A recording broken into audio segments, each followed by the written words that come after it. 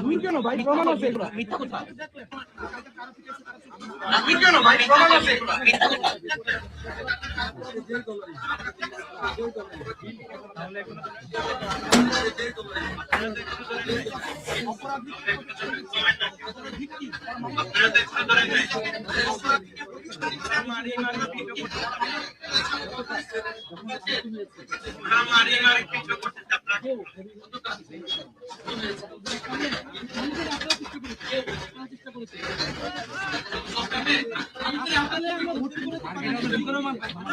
ভিতরে আটকায় মারছে আমার অভিযোগ দায়ের করা আমাকে গতকালকে আমি চিকিৎসা নিতে পারি না আমার অভিযোগ দায়ের করা অধিকার না আইনগত ব্যবস্থা আমি বললাম আমাদের পাঁচজন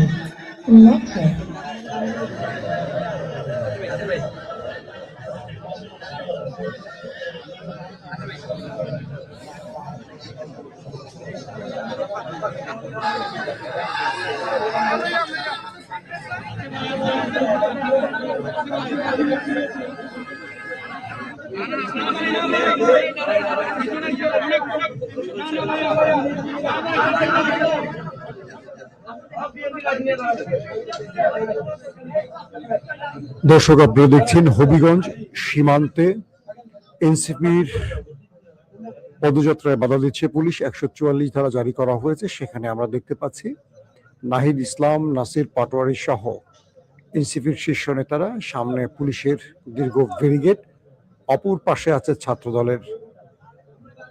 ছাত্রদলের কর্মীরা। আমরা হবিগঞ্জ থেকে আপনাদের সরাসরি সম্প্রচার দেখাচ্ছি।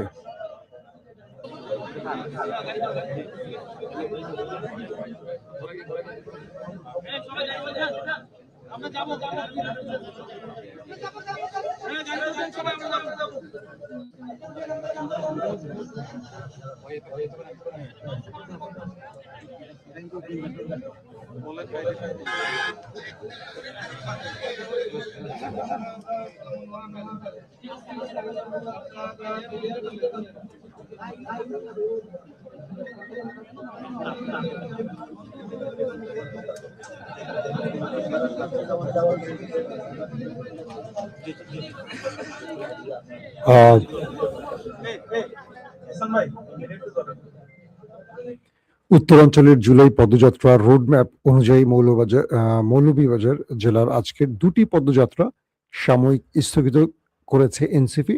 এর পরিবর্তে আজ 29 জুলাই বিকেল 3টায় হবিগঞ্জ শহরে এনসিপির উপরে বিএনপির ন্যাক্কারজনক সন্ত্রাসী হামলার প্রতিবাদে বিক্ষোভ মিছিল ও সমাবেশ অনুষ্ঠিত হচ্ছে।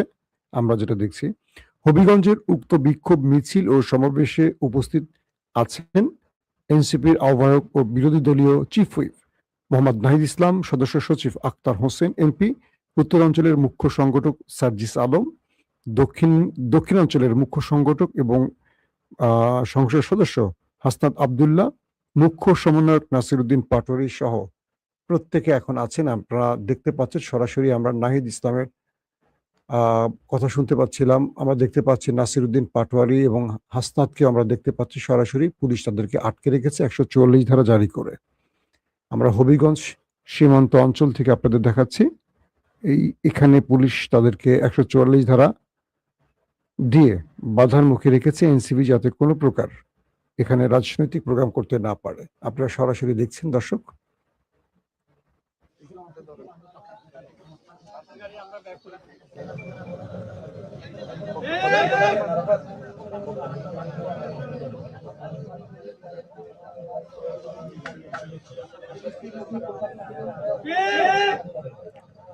দর্শক, এখানে বলি রাখি, কালকে হবিগঞ্জে ছাত্রদল কর্তৃক বা সরকার দলীয় ছেলেপুলেরা, সন্ত্রাসী বলবো, কি বলবো, কোনটা বলবো, তাদের হামলার শিকার হয় এনসিপির নেতাকর্মীরা। সেখানে আমরা দেখেছি সার্জিস আলমের হাত রক্তাক্ত হয়েছে, নাসিরুদ্দিন পাটোয়ারি, তাকেও মারধর করা হয়েছে। এনসিপির একটা ছেলেকে আমি দেখলাম, ছোট একটা অল্প বয়সী ছেলের চোখ উপড়ে ফেলার চেষ্টা করা হয়েছে রড দিয়ে। তারপর তাদের গাড়ি বহরে হামলা ভাঙচুর বিনা উস্কানিতে একেবারে দেখলাম। ছাত্রদল, সেখানকার যিনি ছাত্রদলের দায়িত্বে আছেন, তিনি অভিযোগ করেছিলেন তাদের নেতাদের নিয়ে অশ্লীল মন্তব্য করেছিল, তাই তাদের উপর হামলা করা হয়েছে। ঠিক এই অভিযোগে আমরা আগে দেখতাম যে বিএনপির উপর হামলা করত ছাত্রলীগ, যে তাদের নেত্রীকে নিয়ে অশালীন বক্তব্য দিয়েছিল ছাত্রদল, সেই জন্য ছাত্রলীগ পেটাতো গত 15 বছর। এখন সেই পেটানের দায়িত্বটা আমাদের ছাত্রদলের ভাইয়েরা নিয়েছে। একটা সহজ কথা বলি, আজকের দিনটাকে আপনি একটু পেছনের দিনটার সাথে মেলাবেন, আবার আজকের দিনটার সাথে আগামী ভবিষ্যতের একটা দিনকে মেলাবেন। মানুষ যে কারণে বিএনপিকে ভোট দিয়ে ক্ষমতায় এনেছে, বা মানুষ বিএনপির জন্য যে কারণে রক্ত দিয়েছে, সেই কারণগুলো নিঃসন্দেহে এগুলো নয়। আমরা কখনো বিএনপিকে আওয়ামী লীগের চেহারায় দেখতে চাই না, আর চাই না বলেই আমরা বিএনপির জন্য এতটা লড়াই করেছি। যদি বিএনপি তার চেহারায় আওয়ামী লীগের কোনো চিত্র দেখায় বা আওয়ামী লীগের মতো বিএনপি হওয়ার চেষ্টা করে, এটা আমাদের জন্য সবচেয়ে দুঃখজনক হবে।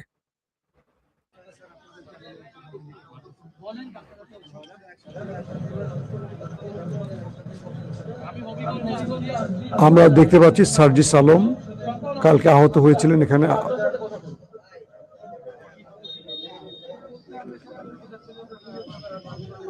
ওই পাশে দেখেন ছাত্রদলের ছেলেমেলে ওখানে কোনো প্রোটোকল নেই।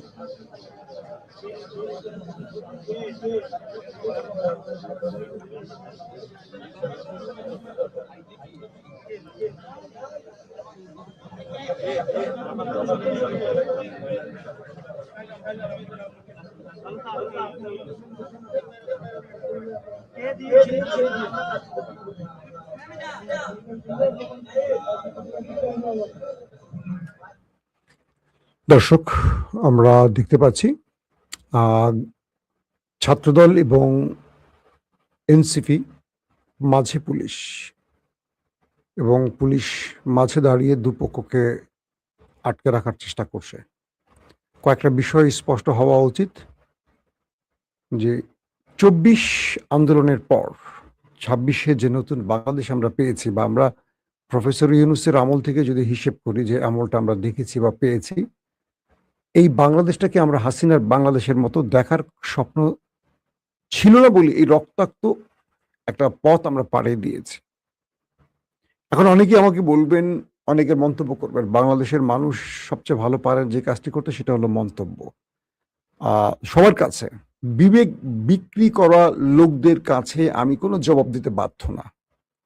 বাংলাদেশের মানুষগুলো সবচেয়ে বড় সমস্যাটা হলো তারা তাদের বিবেককে, জ্ঞান বুদ্ধিকে বিক্রি করে দেয়, যে এটা আমার দল করেছে, খারাপ করলো রাইট, এটা আমার দল করেছে তার মানে এটার সমালোচনা করা উচিত নয়।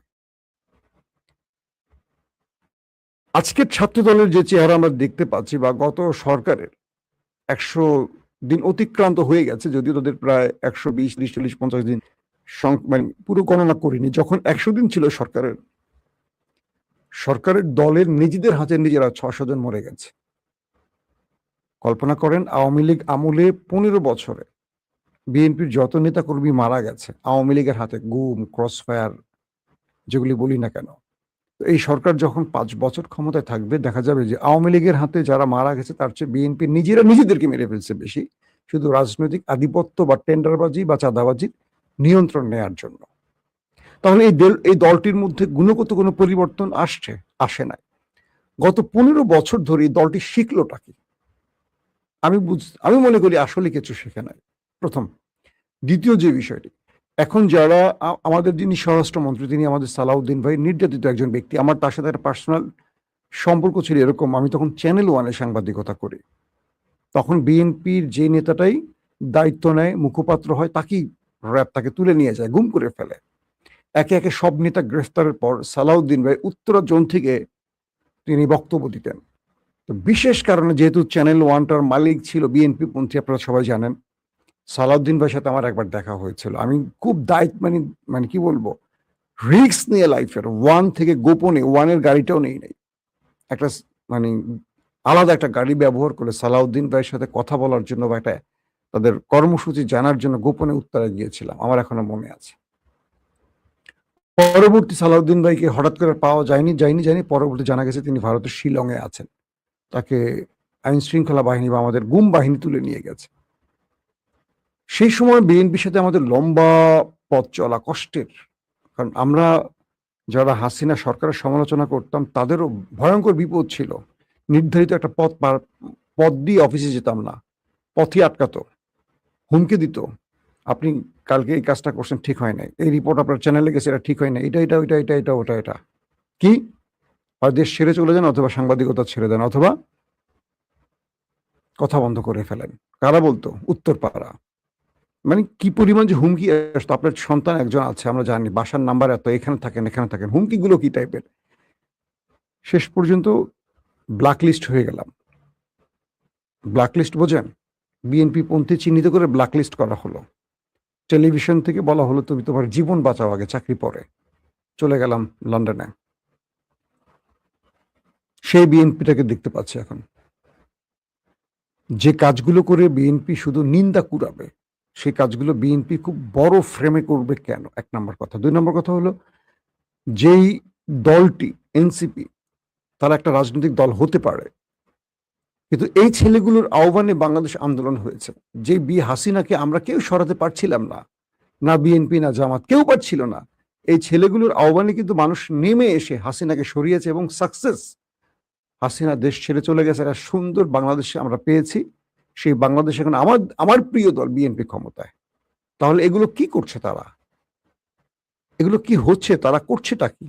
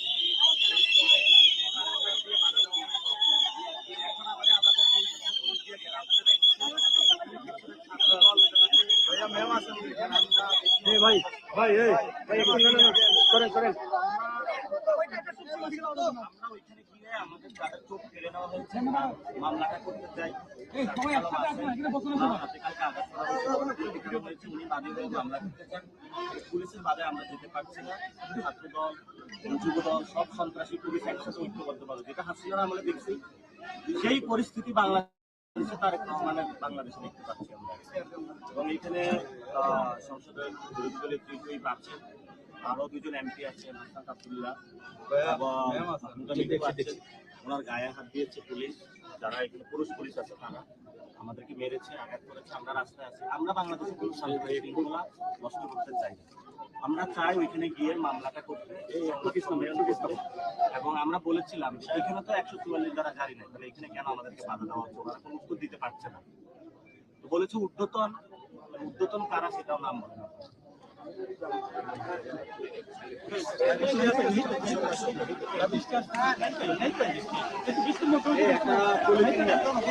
মোবাইলগুলো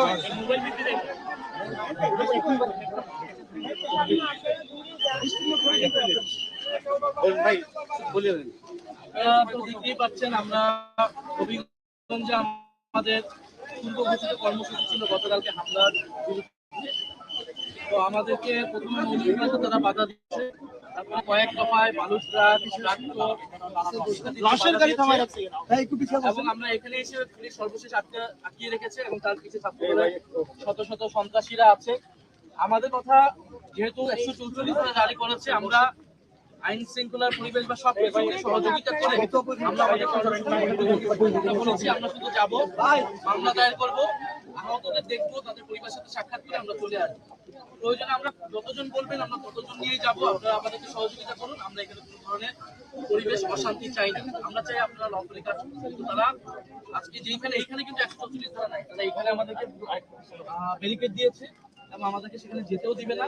ইতিমধ্যে কিন্তু যারা আসামি, যারা চোখ করে ফেলেছে, যারা চোখে আঘাত করেছে রড দিয়ে, তাদেরকে কিন্তু পালিয়ে যাওয়ার সহায়তা করা হচ্ছে। তারা নিজেরাও মামলা করে নাই, আমাদেরকেও মামলা করতে দেরি করাচ্ছে যাতে আসামি পালিয়ে যেতে পারে। এবং স্থানীয় এমপি বা ঊর্ধ্বতন কর্তৃপক্ষ যারা কার কথা বলছেন আমরা জানি না। আমাদের কথা, আমরা এখানে বসে থাকবো, আমরা আসছি ঢাকা থেকে, আমরা হবিগঞ্জে মামলা করবো, তারপর আমরা যাবো। এখন আমাদের নিরাপত্তার কথাটা বলছে, তারা দেখি তারা কতটুকু কার নিরাপত্তা দেয়। কিন্তু আমরা হবিগঞ্জবাসী সাধারণ মানুষ, এনসিপি ছাত্রশক্তি সহ জুলাই যোদ্ধা যারা আছে, তাদের নিরাপত্তা, তাদের আইনি অধিকার, রাজনৈতিক অধিকার নিশ্চিত করে আমরা এখান থেকে যাবো। মাহমুদ আপা একটু আপনি বলেন।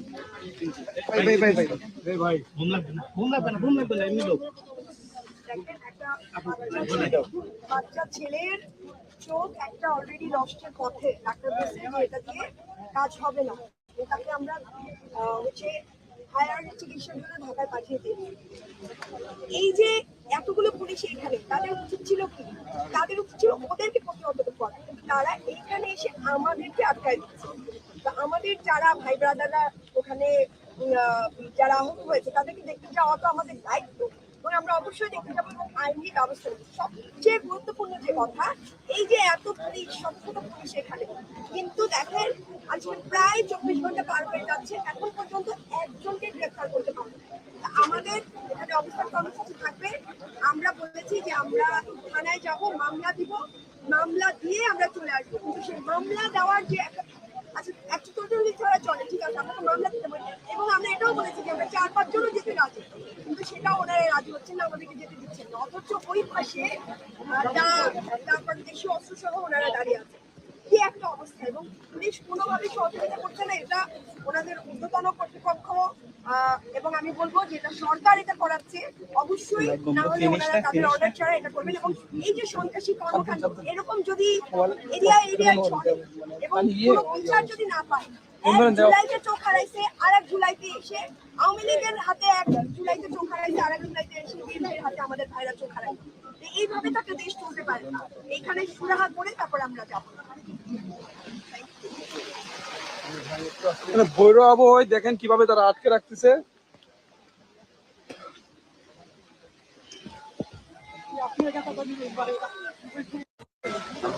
ফোন কাজ করা বন্ধ হয়েছে।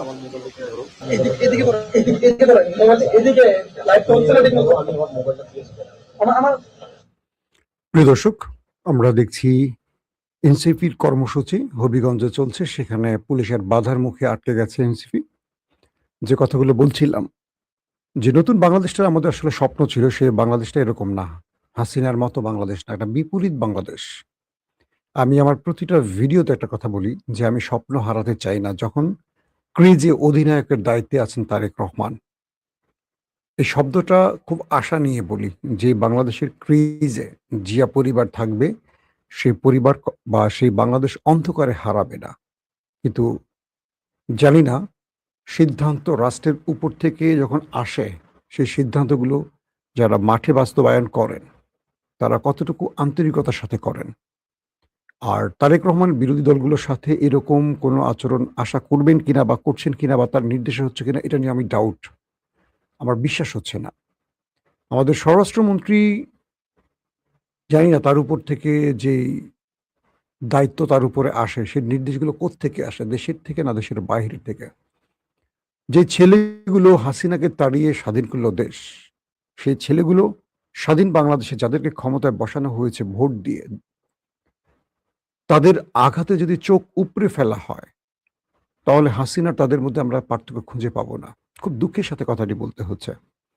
এনসিপি একটা ছোট দল, নতুন একটা দল, তারা বিএনপি বা কারোর জন্য থ্রেট হতে পারে না। এখন আমার কথাগুলো এনসিপির পক্ষে মনে হচ্ছে আপনাদের কাছে না। আমি যথেষ্ট এনসিপি সমালোচনা করেছি, কিন্তু যে যাত্রাটা আমি দেখতে চাই না, যে বাংলাদেশটা দেখতে চাই না, আমি সেই বাংলাদেশটা নিয়ে আপনাদের কথা বলছি। আমরা একটা নতুন বাংলাদেশ দেখতে চাই। তারেক রহমান যে দেশটিতে ছিলেন নাম হচ্ছে লন্ডন। তো সেই দেশটাতে আমারও থাকা হয়েছে অনেকদিন। সেই দেশে ডেমোক্রেসি বা গণতন্ত্র বা মানুষের অধিকারটা বাংলাদেশের মতো নয়। তো তিনি 18 বছর যে দেশে থেকেছেন, সেই দেশের সঙ্গে এই দেশের মিলটা তিনি তৈরি করবেন, এটা আমাদের আশা ছিল। আমরা বিশ্বাস করি যে বিরোধী দলগুলো তাদের অধিকার বাস্তবায়ন করবে, তাদের কথা বলবে। মুখের কোনো সমালোচনার জন্য কারো গায়ে হাত পড়বে, এটা তো আওয়ামী লীগের ক্যারেক্টার। এটা কেন? আর সবচেয়ে দুঃখজনক হলো যে আমাদের বিরোধী দলগুলো সরকারকে অনেক বেশি ছাড় দিয়েছে, এখন তারা সেটার মাসুল দিচ্ছে। আমার একটা কথা মনে আছে বেগম জিয়ার, আমাকে খালেদা জিয়া একদিন তার গুলশান কার্যালয়ে ডাকলেন। তো শিমুল বিশ্বাস ভাই তখন তার সেক্রেটারি।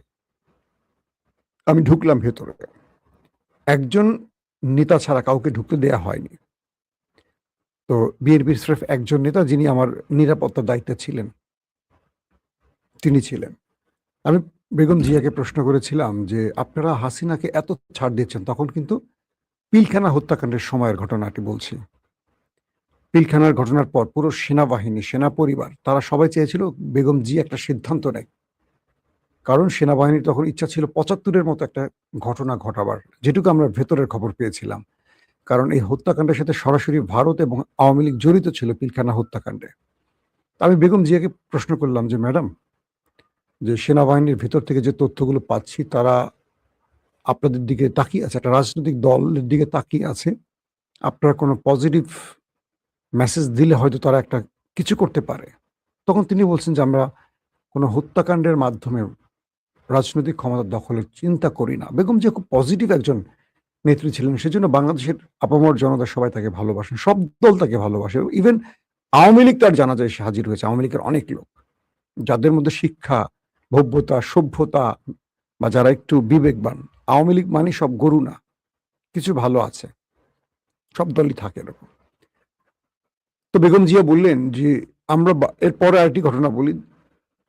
তিনি বললেন যে আমরা মানুষকে ডাকছি, মানুষ রাস্তা সম্পৃক্ত হচ্ছে না, শুধু দলীয় নেতাকর্মী দিয়ে সরকার পতন করা যায় না, মানুষকে লাগে। তো আপনারা কি পথ নিচ্ছেন ম্যাডাম? তখন বললেন হাসিনা কি জিনিস আগে মানুষ বুঝুক। বেগম জিয়ার এই কথাটি আমার মনে আছে। এবং একটা সময় মানুষ তাকিয়ে থাকতো, বিএনপি কোনো বড় কর্মসূচি দেয় না কেন, হাসিনার পতন হয় না কেন, কারণ হাসিনার জুলুম এই লেভেলে চলে গেছে। কিন্তু বিএনপি যখন মানুষকে ডেকে ডেকে নিজেরাই মাঠ থেকে পালিয়ে গেছে, যখন বিএনপি নেতারা জুতো রেখে মাঠ পুলিশের বাঁশি শুনে বা পুলিশের একটা ফাঁকা গুলি বা একটা টিয়ার সেল দেখে উঠে পড়ে পালাইছে, বিএনপি নেতারা মঞ্চ ছেড়ে পালাইছে, তখন জনগণ বুঝে গেছে এই বিএনপি বা এই জামাতকে দিয়ে হাসিনার পতন হবে না। আর হাসিনা যখন তার শক্ত ক্ষমতা স্থায়ী করে ফেলছে দেশে, আর বিএনপি নাড়া দিয়ে হাসিনার কিছু করতে পারেনি। তো বিরোধী দলগুলোর ভূমিকা হওয়া উচিত এরকম, যেমন যেটা বলে যে আমরা বিরোধিতার স্বার্থে বিরোধিতা করব না, এই সরকারের ভালো কাজগুলোকে সহযোগিতা করব, সহযোগিতার মাধ্যমে দেশকে এগিয়ে নেব। কথাটি যথেষ্ট ভালো লাগলেও বাংলাদেশের এই রাজনৈতিক দলগুলো, বিএনপি, আওয়ামী লীগ, এদের তো 54 বছর একটা কালচার তৈরি হয়ে গেছে। সেই কালচার থেকে আপনি তাদেরকে বের করবেন কি করে? এখনো বিএনপি যারা মন্ত্রী, এমপি হয়েছেন, অধিকাংশ আগের সেই লোকেরাই, যারা আগে বিভিন্ন দুর্নীতিতে অভিযুক্ত আছেন, মানি লন্ডারিং এ অভিযোগ আছেন, বা যারা বিভিন্ন সময় তাদের কি বলবো ঋণ খেলাপির অভিযোগ আছে, সন্ত্রাসী কর্মকাণ্ডের অভিযোগ, তারাই কিন্তু হয়েছেন। বিএনপির নতুন মুখগুলো আসে না, এখনো তারা কলকাঠি নাড়ছেন। আমরা দেখতে পাচ্ছি যে এখন পর্যন্ত সেখানে বসে আছেন বৃষ্টির মধ্যে নাসিরউদ্দিন পাটোয়ারি, সার্জিস আলম সহ, হাসনাত আবদুল্লাহ সহ সবাই সেখানে আছেন। পুলিশ তাদেরকে কোনোভাবেই যেতে দিচ্ছে না। আবারও সেই হাসিনার আমলের পুলিশের স্মৃতি মনে পড়ে যাচ্ছে, যে ক্ষমতায় সেই রাবণ হবে, সেই সবকিছুর মালিক হবে, দেশটাই তার হবে, প্রশাসন যন্ত্র সব তার কথা মতো চলবে। সংসদীয় কমিটি যিনি আমাদের পার্লামেন্টের যিনি কি বলে নাহিদ ইসলাম কি বলে এটাকে তাকে দুঃখিত দর্শক শব্দটা মনে পড়ছে না। তো সেই নাহিদ ইসলাম সেখানে পুলিশের বাধার মুখে আছে, তাকেও নাজেহাল করা হচ্ছে। এই পরিস্থিতির মধ্যে আমরা আসলে ভালো কিছু আর আশা করতে পারছি না। আমরা চাই যে বাংলাদেশটা আগামী দিন দেখবো সেটা হাসিনার মতো হবে না। এখানে সব দলের রাজনৈতিক কর্মসূচির অধিকার থাকবে। কেউ কাউকে নিয়ে সমালোচনা করলে তার চোখ উপড়ে ফেলতে হবে, তাকে মারধর করতে হবে, এটা হাসিনার কালচার। এই কালচারটা আমরা দেখতে চাই না। যারা খুশি হচ্ছেন যে নাসিরউদ্দিন পাটোয়ারি বেয়াদব, অমুক হাসনাত, অমুক সার্জিস তমুক বলছেন, এই বেয়াদব গুলো কিন্তু হাসিনাকে সরাইছে। এরা বেয়াদব বলে হাসিনাকে সরাইতে পারছে। এরা নুরুল রাশেদের মতো বিক্রি হয়ে যায়নি।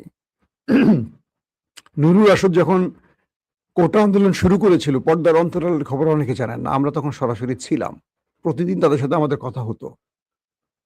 এরা নেপথ্যে মোটা অঙ্কের টাকায় বিক্রি হয়ে গিয়েছিল। কিন্তু আমাদের এই বাচ্চা কাচ্চা, শিশু বাচ্চা, যাদেরকে আমরা আন্ডা বাচ্চা বলি, এদেরকে কিনতে পারেনি। আর তাই দেশ আলো মানে নতুন সকাল এসছে। এদেরকে তো হালকা করে নেওয়ার সুযোগ নেই। যারা হাসিনার মৃত্যুকূপ থেকে ফিরে এসছে, হাসিনার মানে কি বলবো ফাঁসির কাজটা থেকে ফিরে এসছে, তাদেরকে কেউ যদি ভয় দেখান মনে হয় ভুল হবে। তাদেরকে একটু মানে ভারতের মতো নরেন্দ্র মোদীর ককরোচদের সাথে যেভাবে প্রথম ব্যাটিং করতে গেছে, নরেন্দ্র মোদী বুঝতে পেরেছেন ভুল হয়েছে, যার কারণে নরেন্দ্র মোদীকে মাথা নত করে তার শিক্ষামন্ত্রীকে সরাতে হয়েছে। আমার মনে হয় যে আগামী দিন একটা সুন্দর বাংলাদেশের জন্য বিএনপিকে অনেক বড় দায়িত্ব নিতে হবে। তারা বড় ভাইয়ের দায়িত্ব অনেক বেশি থাকে ছোট ভাইদের চেয়েও বেশি। একটা ধরেন বাংলাদেশ একটা পরিবার, হাসিনা নাই, ফ্যাসিস্ট স্বৈরাচার নাই। এখন আমরা কারা আছি যারা এই নতুন বাংলাদেশটা বিনির্মাণ করব, যারা সম্মিলিতভাবে হাসিনাকে তাড়াবার আন্দোলন করেছে গত 18-20 বছর ধরে। 20 দলীয় জোট এখন ক্ষমতায় আছে। তো সেই 20 দলীয় জোটের মধ্যে এনসিপি নতুন একটি দল। এমন একটা বাংলাদেশ চাই, এই প্রথম যে বাংলাদেশের স্বপ্ন আমরা দেখছি, যে দেশটার অধিনায়ক হলেন তারেক রহমান, এবং তিনি চাইলে সরকারি দল, বিরোধী দল সবাই মিলে একটা নতুন বাংলাদেশকে রান করতে পারেন, যেটা হাসিনার আমলে হতো না, হাসিনার সময় হতো না। এই প্রত্যাশাটা আমরা এখনো করি যে তারেক রহমান সেই দায়িত্বটা আবার নেবেন, বুঝে নেবেন, এবং সেইভাবে তিনি দেশটাকে চালাবেন, যেভাবে চালালে আমরা বলতে পারি যে হাসিনা এই দেশে আর আসতে পারবে না। যদি সুশাসন প্রতিষ্ঠিত না হয়, প্রত্যেকেই বলবে আগের আমলই তো ভালো ছিল। বলা শুরু করে দিয়েছি ইতিমধ্যে। বাংলাদেশের কোন একটি সেক্টরে, কোন একটি ক্ষেত্রে আমরা খুব বেশি পরিবর্তন দেখছি না। দেখেন সারা বাংলাদেশের চেহারা, ছাত্রলীগের জায়গায় ছাত্রদল বসে গেছে, যুবদলের জায়গায় যুবলীগের জায়গায় যুবদল বসে গেছে। নিজেদের ক্লাসই তো হাজার হাজার মানুষ প্রাণ দিচ্ছে। এটা দেখতে চাই না। 2026-এ এসে আমরা একটা কথাই বলি, হাসিনার শাসন ব্যবস্থা দেখতে চাই না। আর তাই আমরা বিএনপিকে রাষ্ট্রীয় ক্ষমতায় বসিয়েছি এবং সুশাসন দেখতে চাই। দর্শক, বিদায় নিতে চাই। লম্বা সময় আপনাদের লাইভে সংযুক্ত রেখেছি। পরবর্তী কি ঘটেছে আমরা আরেকটি লাইভের মাধ্যমে আপনাদের জানিয়ে দেব।